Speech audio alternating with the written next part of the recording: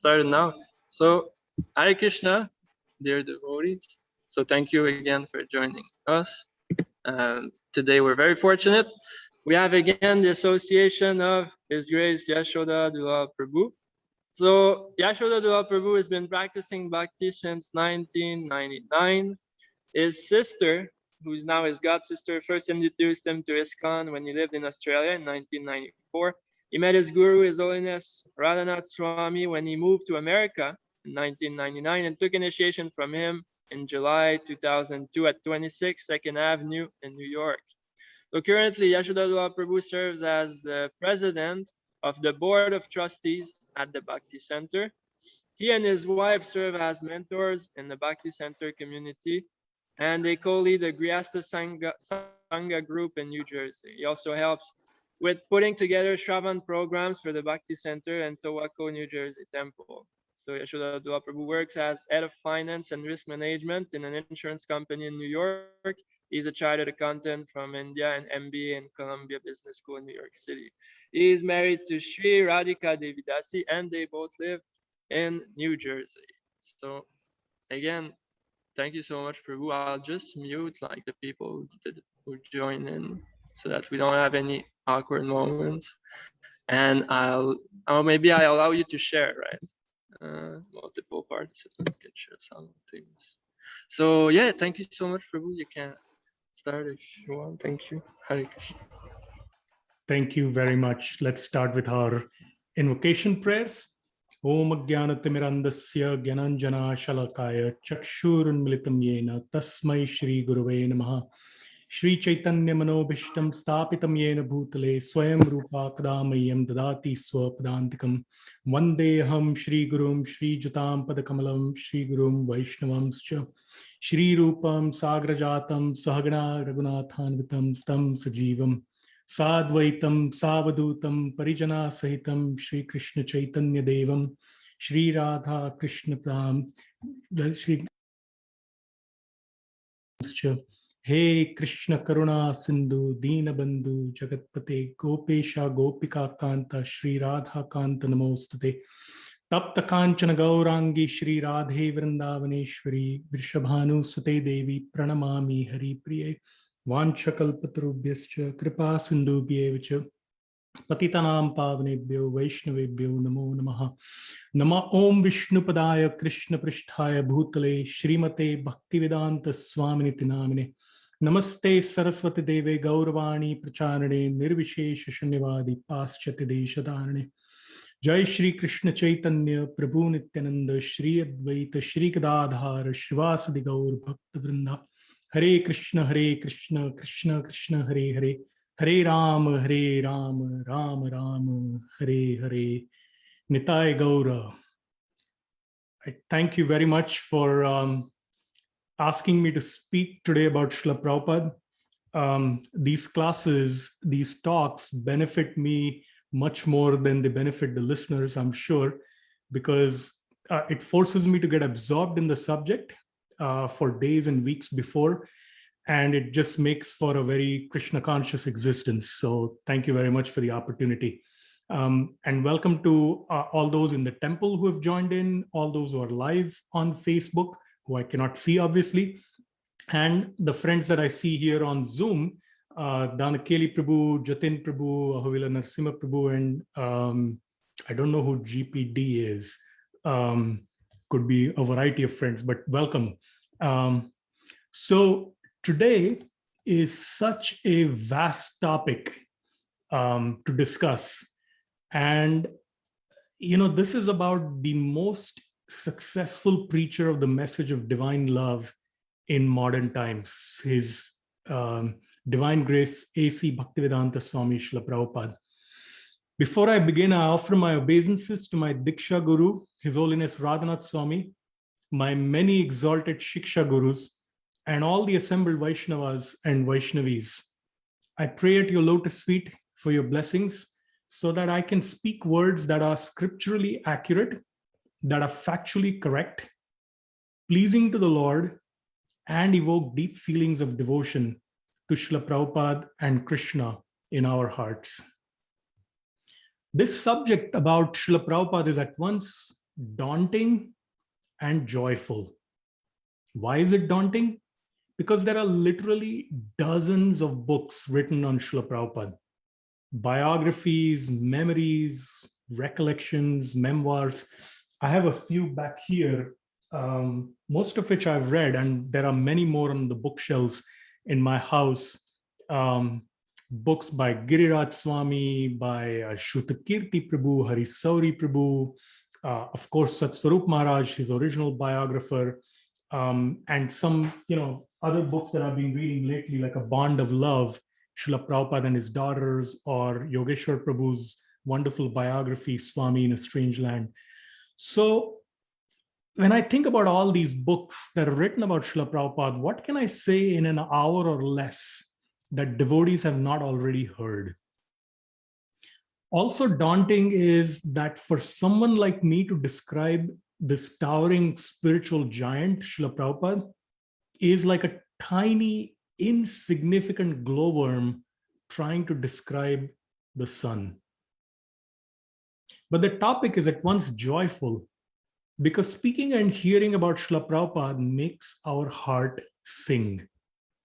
It makes us not just overawed at the scale of what he achieved, but also filled with gratitude as to why and how he did it. So, with that slightly lengthy introduction and your blessings and permission, I would like to begin. Let us joyfully and prayerfully absorb ourselves in Katha of His Divine Grace. Srila Prabhupada was born 125 years ago on September 1st of 1896 in an influential Kayastha family in Kolkata. It was the same year that Thakur Bhaktivinoda sent his manuscript to McGill University in your city, in Montreal. His parents named him Abhay Charan. Abhay means fearless, and Charan refers to the lotus feet of Krishna. And the meaning of Abhay Charan is he who is fearless, having taken shelter at the lotus feet of Krishna.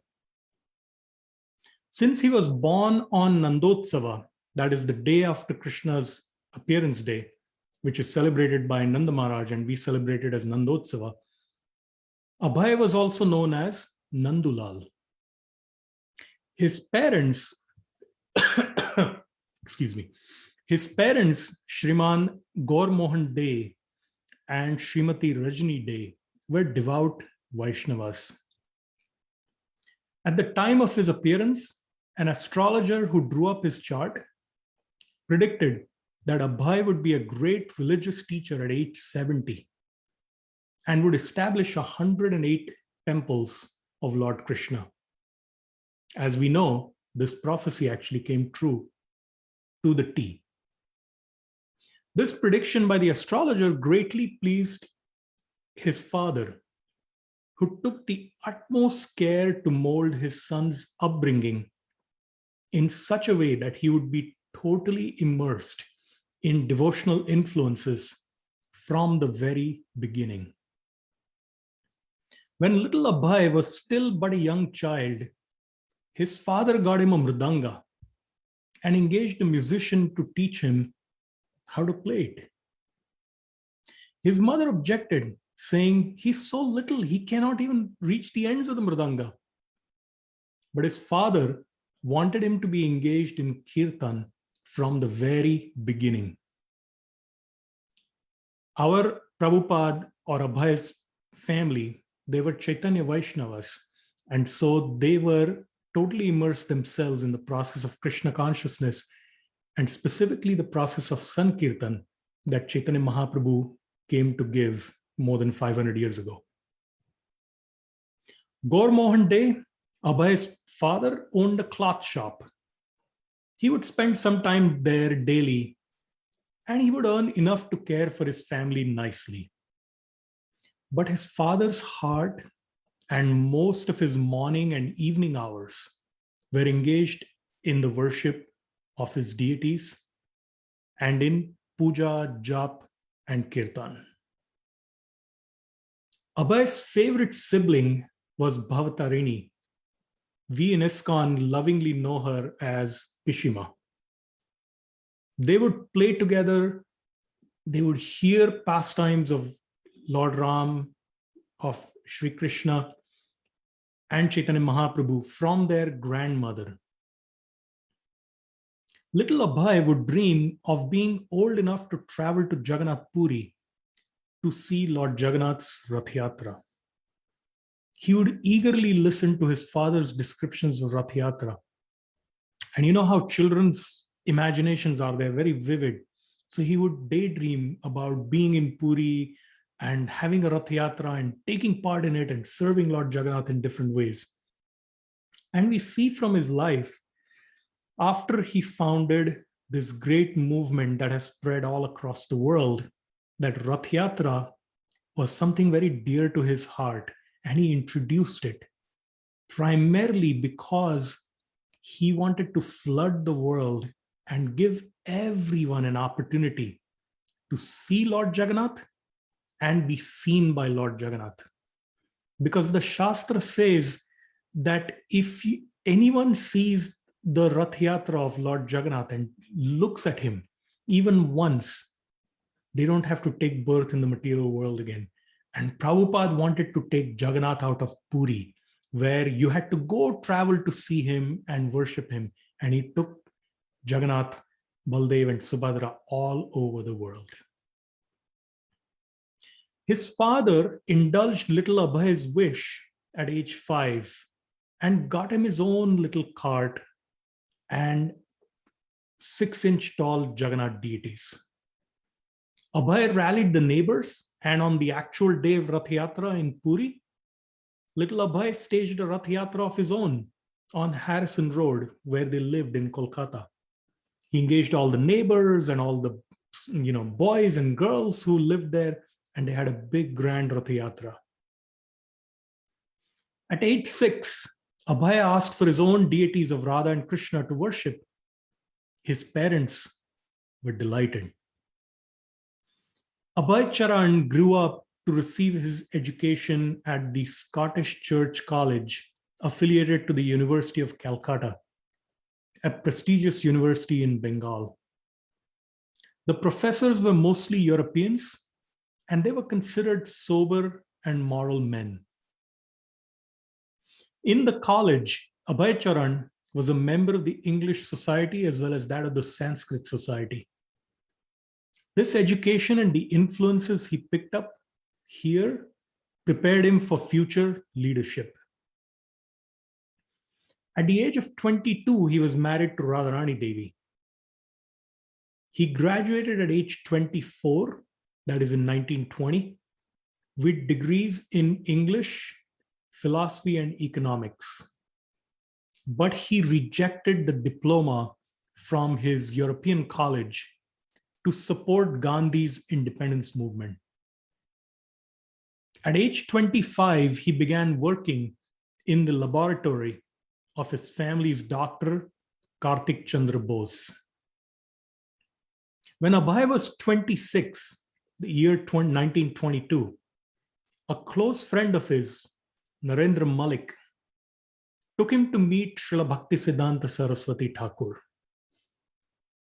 Abhay went reluctantly, as he had by then, over the years, seen plenty of so-called holy men who pretended to be spiritual teachers, but had low morals or bad habits not suitable for true spiritual life.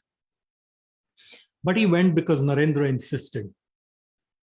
So Abhay and his friend touched their heads to the floor in greeting.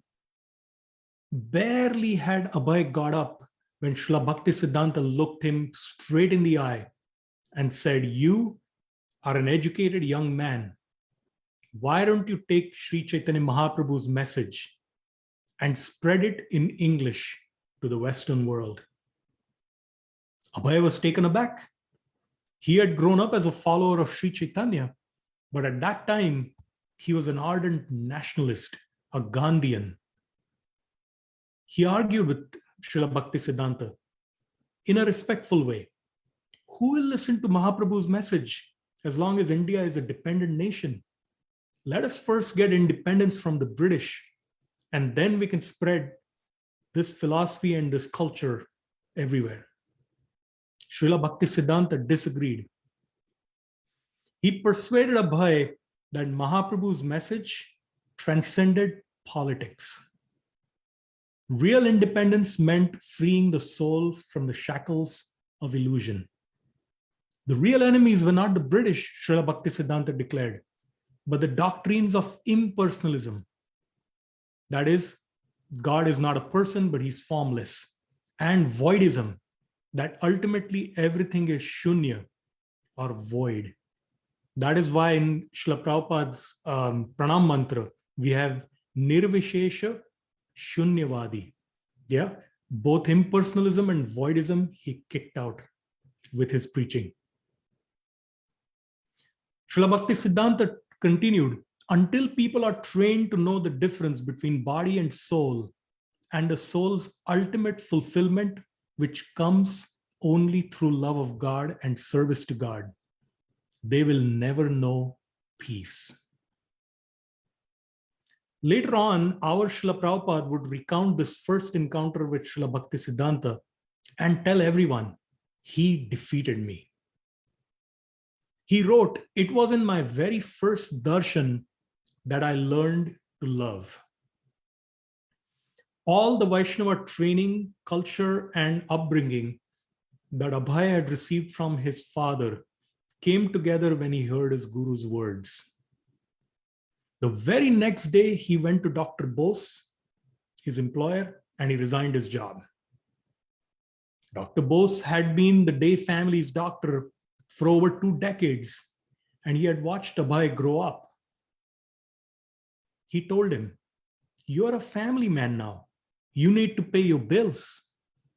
I'll give you a franchise. You can sell my products and make a commission, and that'll be more than the salary that you earn here. Sell wherever you like, whenever you like. You'll be able to make money and still have time for your spiritual pursuits. Over the next 3 decades, Abhay pursued his business with varying degrees of success. He initially had the idea that maybe if I make a lot of money in my business, I can then use that money to launch this mission that Srila Bhaktisiddhanta has given me, and I can go to the West and be a success. Krishna had other plans. His business, like everything else in the material world, went up and down. He raised 5 children, 3 sons and 2 daughters with his wife. He took special care to cultivate his spiritual life, spending as much of his time as he could with disciples of Srila Bhaktisiddhanta, serving his guru's mission. By day, he would meet with customers and do business. Like he had seen his own father do, mornings and nights were reserved for devotional activities. Twice over the next 14 years that Srila Bhaktisiddhanta was visible on this planet, our Abhay or Srila Prabhupada took time off to go on pilgrimage with his guru in Vrindavan and to hear Krishna Katha from him. Over the next 14 years since his first meeting, he only spent a few days together with his guru. But he was absorbed night and day in meditation on the extraordinary order that he had received from Srila Bhaktisiddhanta at their very first meeting. Abhay imbibed innovativeness and risk-taking from his guru. Srila Bhaktisiddhanta broke many rigid rules that governed the caste-bound Smartha Hindu society at that time in order to establish Chaitanya Vaishnavism on a firm, intellectual, and modern foundation. Remember when I spoke about Thakur Bhaktivinod, those of you who attended, I mentioned how Thakur Bhaktivinod is the architect of the modern Hare Krishna movement. And Srila Bhaktisiddhanta, his son, carried that forward with his writings and with his preaching. And then our Srila Prabhupada took it to the entire world. Srila Bhakti Siddhanta started the tradition, which was then unknown, of organizing huge festivals where over 100,000 people would come every day for the festival. Sometimes over 1 million people would come in a few days. He would he would organize for hundreds of delicious preparations to be made and distributed as Krishna Prasad to everyone who came.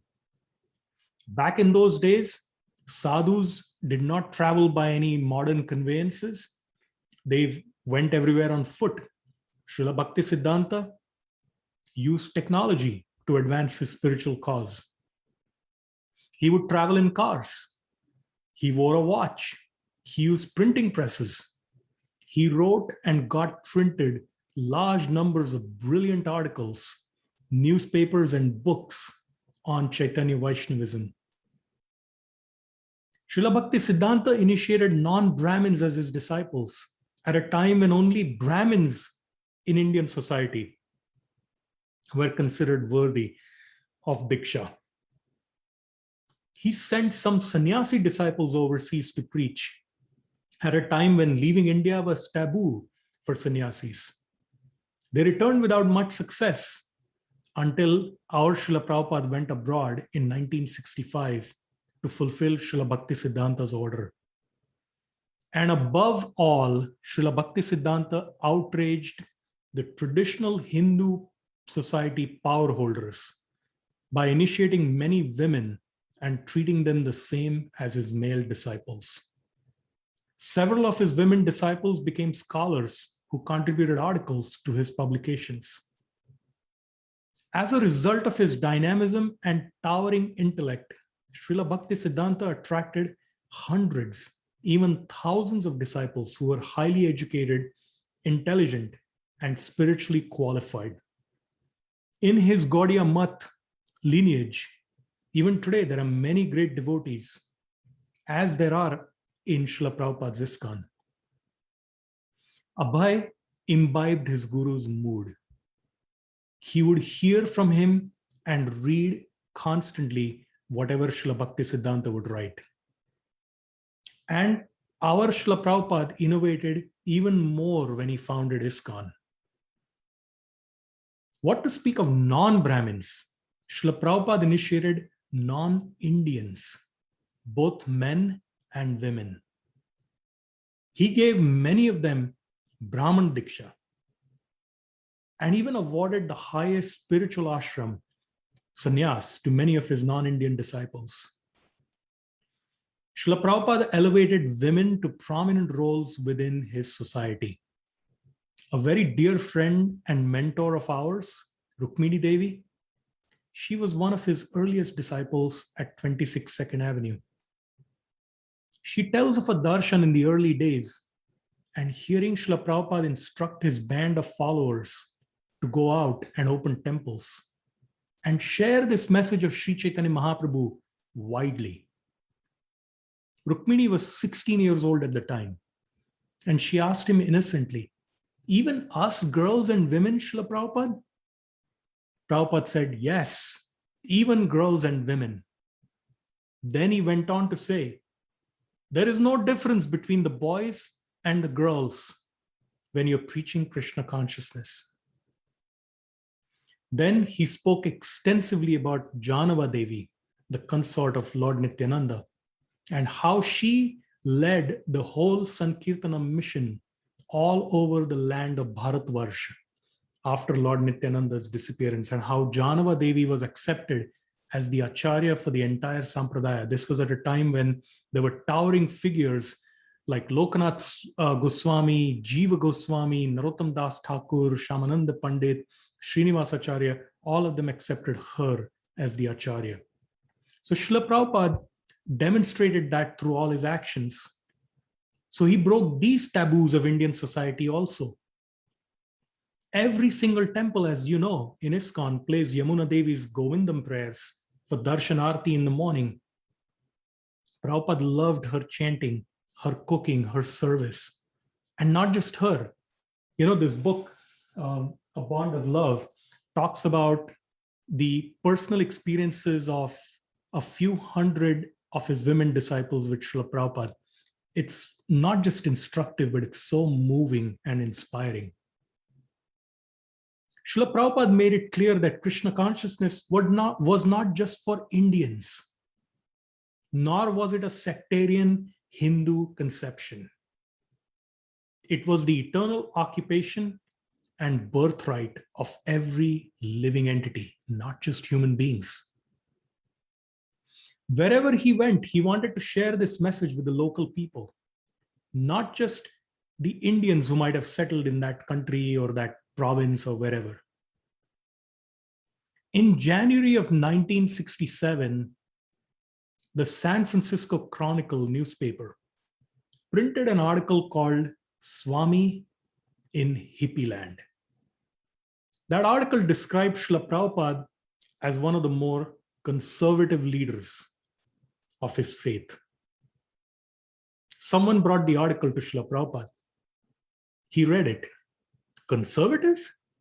How is that? He asked. Mukunda Das, later Mukunda Maharaj, suggested that the reporter might have been referring to Srila Prabhupada's restrictions on sex and intoxicants. Srila Prabhupada agreed. Of course, we are conservative in that sense.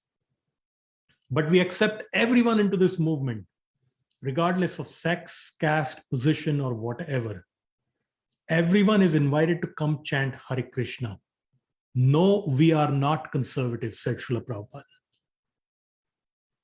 Srila Prabhupada was decidedly non-conservative. Take the Krishna Mantra rock concert that his disciples organized in San Francisco on January 29th of 1967. There were hundreds of people in the audience. Most of them were high on drugs. LSD was the drug of choice at that time, it seems. And he went there, he chanted on stage with the Grateful Dead and musicians from other prominent bands at that time who were also high. And the audience and the band members were swaying to the chanting.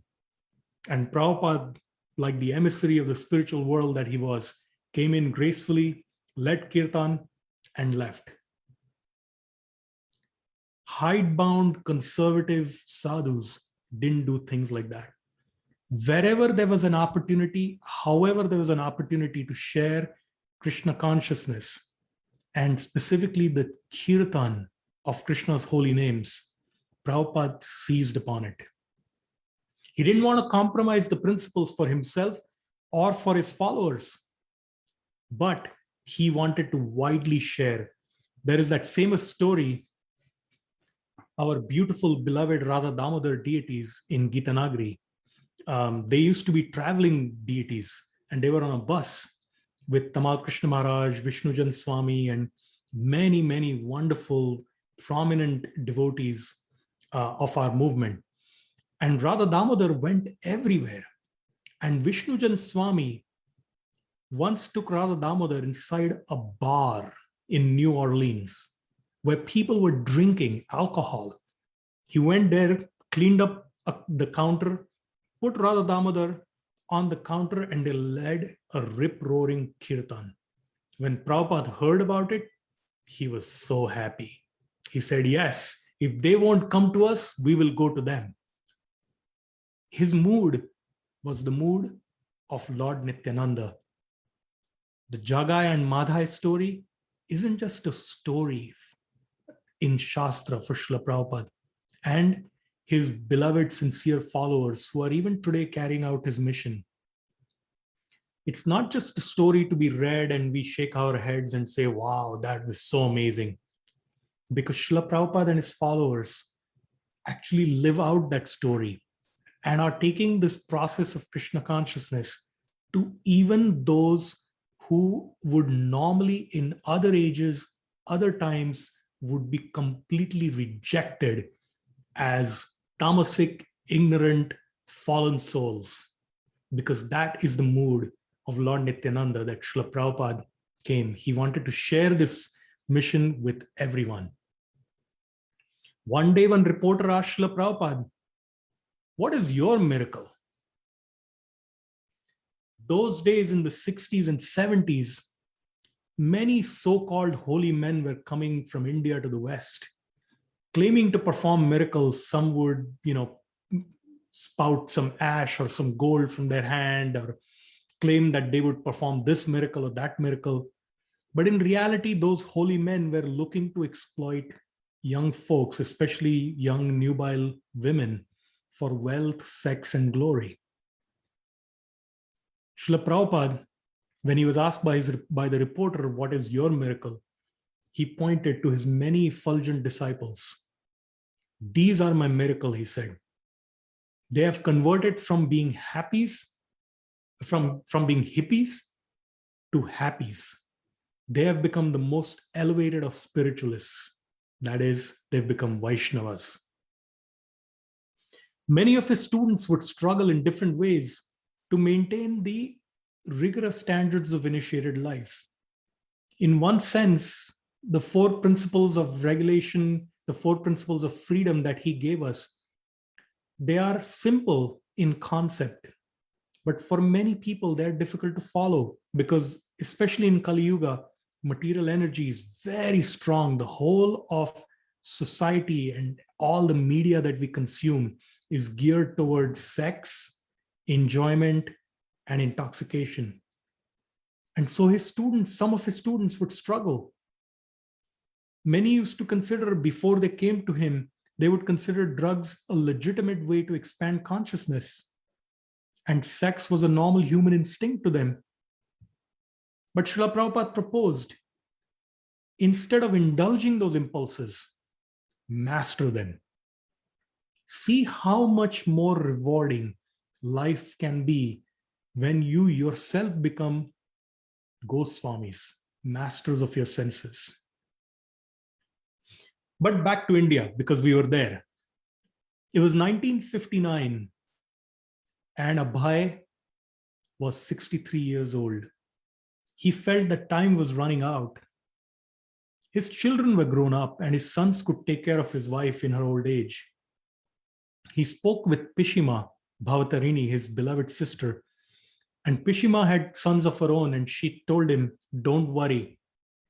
Do what your guru has asked you to do, and do your mission full time. Don't worry about the family. My sons and your sons will take care of your wife."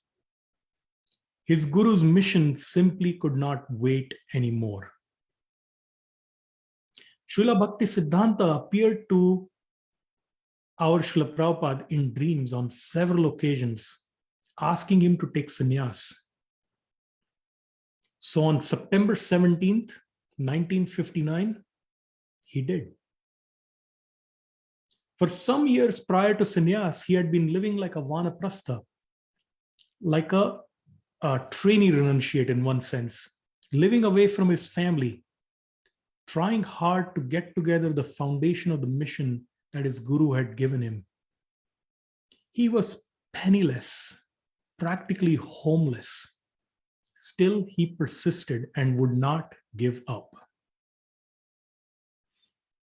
When I read about his struggles and the constant rejection that he faced for several years prior to taking sannyas, the monumental struggles that he went through afterwards to establish his mission in the West, I feel simply overwhelmed. He was, at the time when he took sannyas, living in Vrindavan, in Radha Damodar temple. We hear in the Shastra that Vrindavan is the pinnacle of spiritual life. In Brihad Bhagavatamrita, Gopakumar has gone all the way to Dwarka in the spiritual world. But his heart is longing for his Gopal. And he's told, Narada tells him, you have to go back to Vrindavan on the earth if you want to go back to Goloka Vrindavan.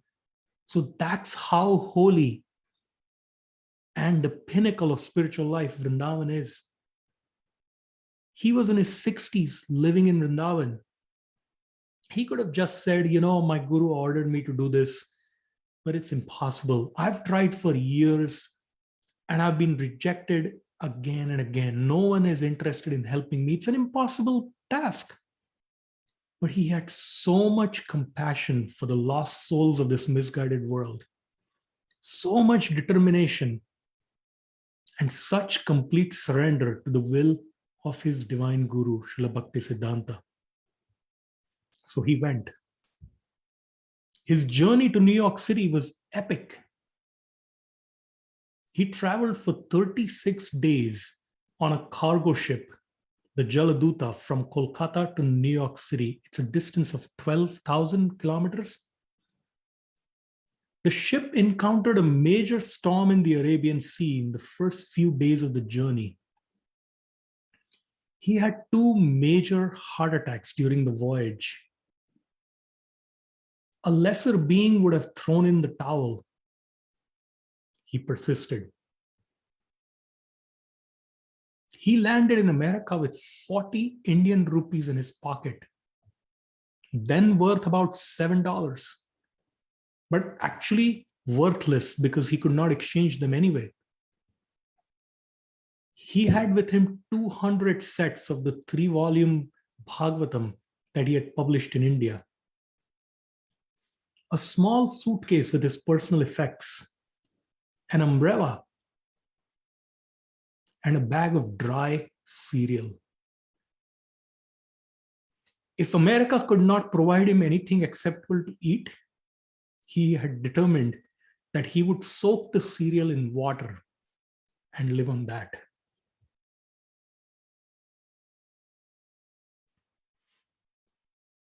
Excuse me a minute.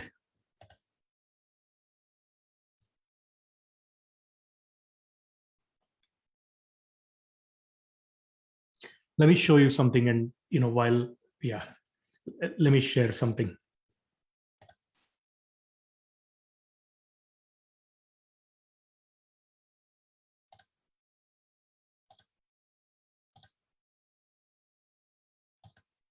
Yeah, this is what I wanted to share. This is the Yasoda-dulal. Look at this cargo ship. It was about 13,000 tons. Not a very big ship. And there is something else that I wanted to share, about that storm that I mentioned. I don't know how many of you know what a storm at sea looks like. Fortunately, I've never been in a stormy sea, and I don't wish to ever be. But I looked up some videos, and this is what it looks like.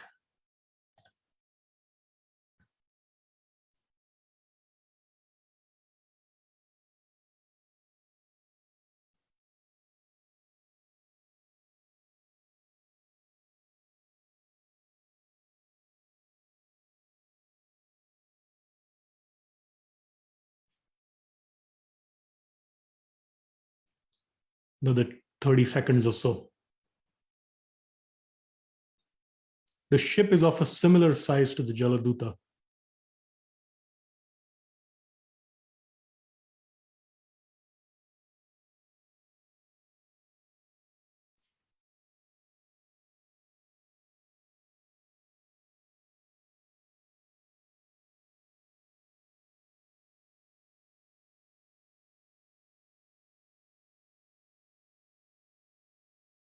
It is frightening, isn't it? And Prabhupada never traveled on a ship. And this is the kind of storm that he went through in the Arabian Sea. Just tells you the difficulties that he faced simply so that people like us can become devotees. In the early days and months in New York City, he suffered setback after setback. He was robbed. There was a young man high on LSD with whom he was temporarily staying, who chased him out of his apartment, wanting to kill him. He had nowhere to go. He was facing rejection after rejection. Sometimes he would feel discouraged. Maybe this is an impossible mission, he thought. He would go to the headquarters of Scindia steamships in Brooklyn, in New York, and he would ask, what is the date of the next boat back to Kolkata, he would note the date, but he would not go because he felt that to disappoint his guru would be worse than death. Right from the outset, while he was in India, he was still a grihastha. He was very clear in his mind that he would need to publish at least 3 major texts to make his mission in the West successful. Bhagavad Gita, Srimad Bhagavatam, and Chaitanya Charitamrita. Without the Bhagavatam, more complex dimensions of the Gita's philosophy would be missing. And without the Chaitanya Charitamrita, no one would understand how to live the teachings of the Bhagavatam. Srila Prabhupada dictated most of his commentaries and purports on the Bhagavatam, Bhagavad Gita, Chaitanya Charitamrita, and other texts in the 12 years following his arrival in the USA. That's over 27,000 verses of translation and purports. In between, because he feared that he might not live till all the 3 major texts were completed, so he wrote the teachings of Lord Chaitanya. He wrote Bhakti Rasamrita Sindhu, the Nectar of Devotion, and he wrote Krishna book. He wove into Krishna book deep philosophy so that when the readers would read the stories of Krishna's pastimes, they would not misunderstand them to be mundane tales. Srila Prabhupada writes in the preface to Krishna book, by reading this one book, Krishna, love of Godhead will fructify. Remember, Krishna says that the benedictions, the promises given by my devotees will never go in vain. Prabhupada also wrote dozens of other books, lectured extensively on Krishna consciousness wherever he went. He oversaw the blossoming of a truly worldwide society and an establishment of 108 temples, farm communities, and other centers, as well as schools for children, just as the astrologer had predicted. Now, of course, there are several hundred more, and the movement is even more global. But Srila Prabhupada, remember, he was in his 70s by then. He traveled around the world 14 times in those 12 years, encouraging and counseling his disciples, running his worldwide movement, solving problems, meeting with many thousands and thousands of people globally, influential leaders, devotees, other people who would come to the programs, and he was writing his books.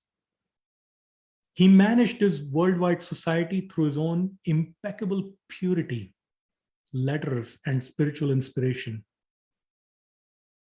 His direct disciples, the first generation of devotees, made absolutely extraordinary sacrifices to serve his mission. Most of them were in their late teens, some of them in their middle teens or early 20s, and they devoted their prime earning years to the mission that Srila Prabhupada came to give. Today, we have the facilities to pursue Krishna Bhakti because of the sacrifices made by his direct disciples. And of course, followers since. Even today, people are making sacrifices, but the first generation of devotees, our heads are totally bowed at their lotus feet and their total devotion to Srila Prabhupada's mission.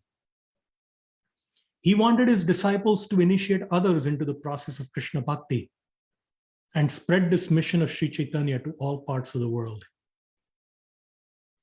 Srila Prabhupada got huge acclaim and recognition, but he remained deeply and genuinely humble. He gave the credit to his own Guru Maharaj, to Krishna, and also to his disciples for coming to help him. He would tell his followers later, I had full faith in my Guru's instruction, and because I was always following his teachings, I never even for a moment felt the absence of my Guru. and I had full faith in the holy name of Krishna. Prabhupada was extraordinarily personal in all his dealings. In the midst of the headaches of running a worldwide organization, which consisted of volunteer young men and women who had lots of energy, diverse ideas, didn't always get along, he would find time to counsel devotees who were having relationship problems, either in the temple or in their marriages, or they had trouble with their spiritual vows. He was always accepting, always encouraging. He was like a father to all his followers. He was the most elevated spiritual personality himself, but he was deeply practical also. So if someone was sick, he would specify what food and medicine that devotee should take, because he had been a pharmacist, so he knew about these things. Or he would show devotees how not to be cheated in business dealings while serving Krishna. He would also crack jokes. He had a very funny side to him. If you Google it, or if you read the books on Srila Prabhupada, you'll see many pictures of him in different moods. It's wonderful to just look at those pictures and absorb ourselves in just remembering him and meditating on him. Because he gave himself fully to his disciples and cared for them with a deeply genuine love in his heart, his disciples gave themselves to him fully. He was the empowered emissary from Krishna's topmost spiritual planet, Goloka Vrindavan. And to the extent that his followers allowed themselves, and even today allow ourselves, to be guided by him, Krishna worked miracles through them and is still working miracles through his sincere followers. Prabhupada wanted visitors to his temples to be cared for devotees to look after them, befriend them, treat them kindly, treat them personally. When you read his books, and especially when you hear his lectures, you can sense the urgency in his voice. He would remind his students, it takes millions of lifetimes to achieve this rare human birth. If you let this chance slip, it could be millions more lifetimes before you get a human birth again. Make it count. Don't waste this opportunity. We have to finish our Krishna consciousness in this lifetime. More than one's own personal salvation, Srila Prabhupada taught that helping others to achieve their spiritual potential will catapult you forward in your own spiritual life. Indeed, in Mahaprabhu's movement, he reminded everyone that is the only way forward, not just concentrating on one's own spiritual progress. He wanted his followers to take up this process, follow it sincerely, follow the 4 rules of freedom that he had given, the regulative principles, chant Hare Krishna regularly, hear Shastra every day, help others, and cooperate in spreading this vital mission to all corners of the world. No service was too little or unimportant. He encouraged every single devotee to give their heart to serving Krishna, to uplifting their consciousness. I read a memory in this book, A Bond of Love, by Maya Priya Devi. She lives in North Carolina. Wonderful, wonderful devotee, very exalted, has brought hundreds of young people to Krishna consciousness. I was overwhelmed when I read that she and her husband did not once meet Srila Prabhupada, once. They got their initiation through the mail. And she closes her memory by saying, Srila Prabhupada, I've tried to serve you in separation, and one day I hope to meet you in person. What dedication and what inspiration from this towering figure from Goloka Vrindavan that he gave to everyone. I will live through my books, he declared. I will not die. He wanted his followers to read his books, not just distribute them. Sure, he wanted them to be distributed, but he wanted them to first read his books. He wanted his followers to write books of their own, to speak Harikatha, to lead kirtans. And above all, he wanted them to become exemplars. You see, if we are teaching something or sharing something, if we don't follow it ourselves, A, it will have no effect or very little effect. And B, we'll be hypocrites. So he wanted us to become exemplary in our own bhakti and share Krishna as best as we can.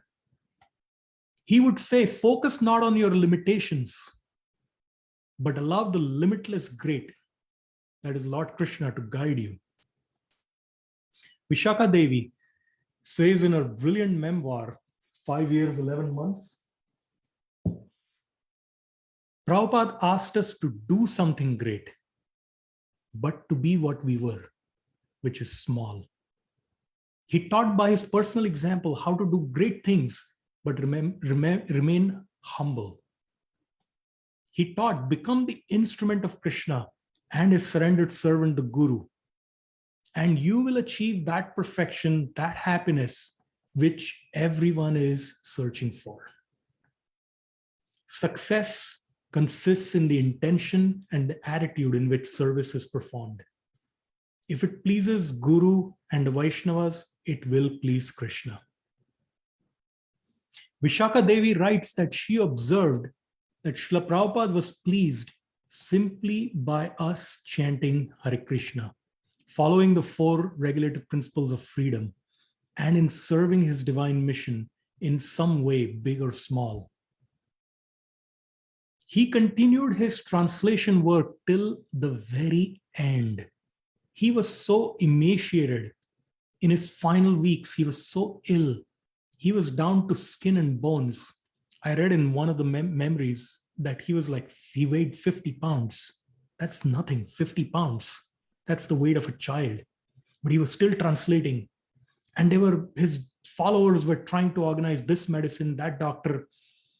And he told Tamal Krishna Maharaj, Kirtan and Srimad Bhagavatam are very pleasing for the ear and the mind and the heart. This is the real medicine, he said. He taught us all how to live and how to move forward with hope, even when life looks hopeless. And he taught us how to die. It was the complete package. If we can every day stay connected to Srila Prabhupada, every day, hear from him, read his books, read about him, our life will become perfect.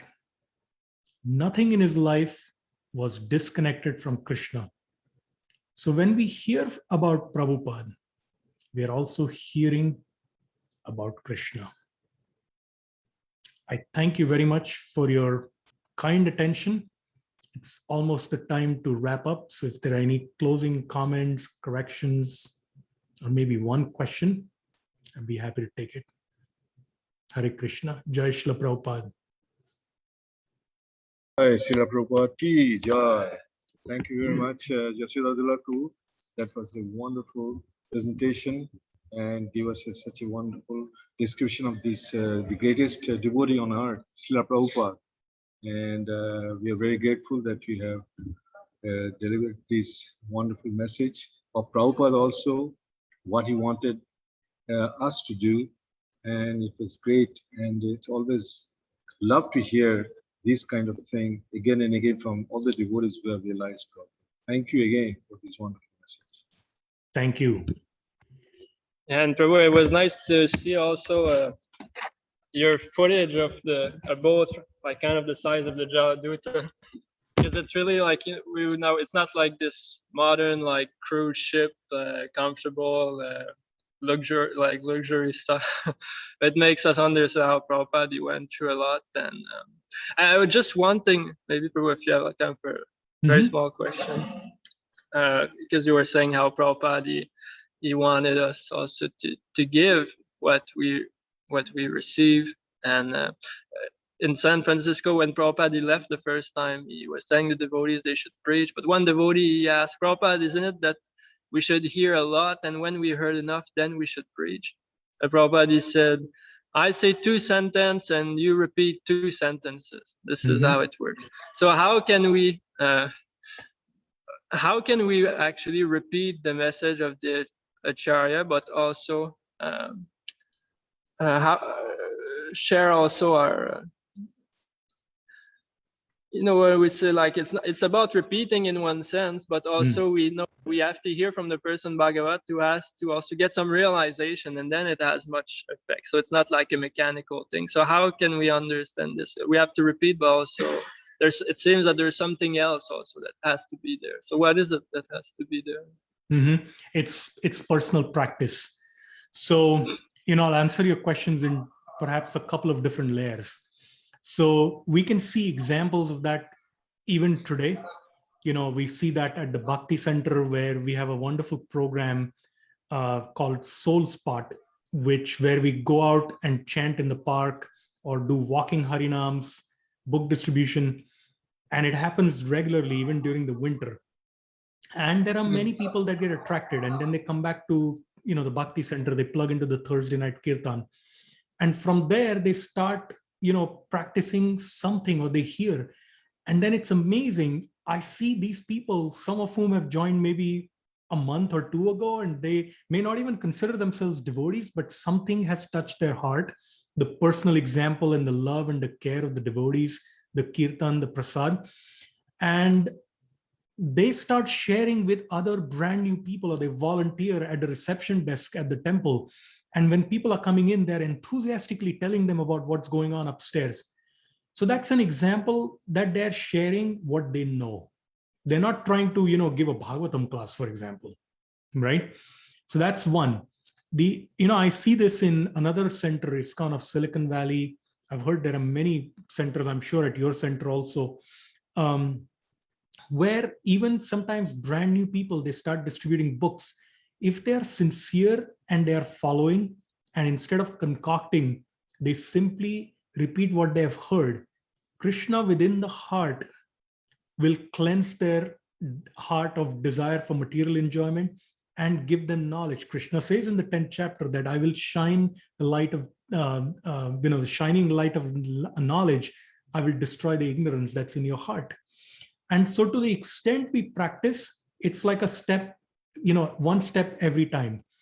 It's not like if, we have this much realization, then we go and give that much class. Like, someone's been practicing for a year or two, they might have continued from a prior life and be really realized.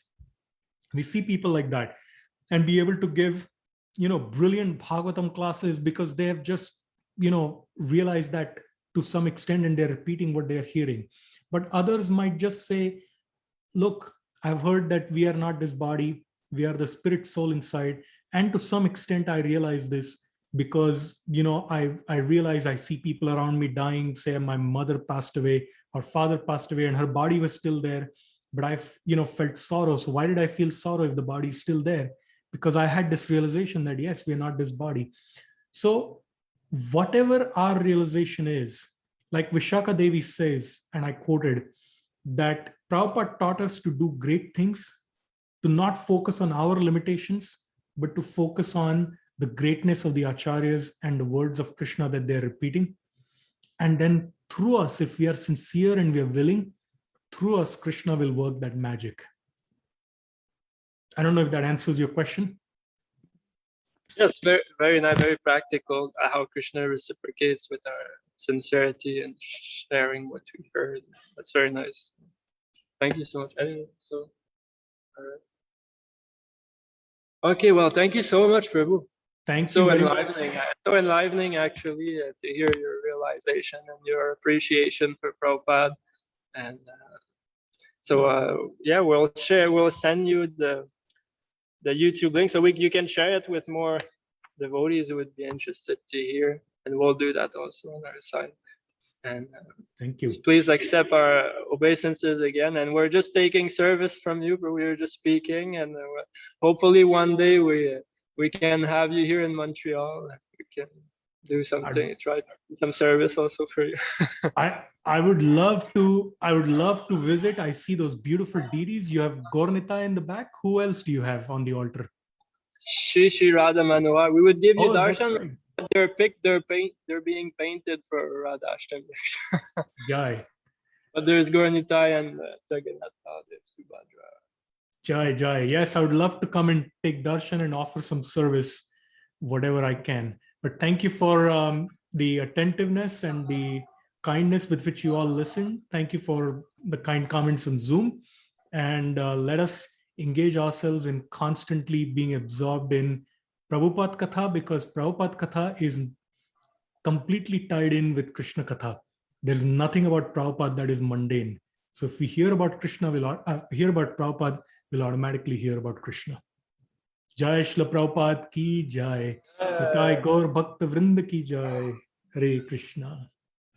Vancha kalpatrubhyascha kripa sindhubhyevcha patitanam pavanebhyo Vaishnavebhyo namo namaha. Hari Hari. I will take my leave now. Hare Krishna. Thank you.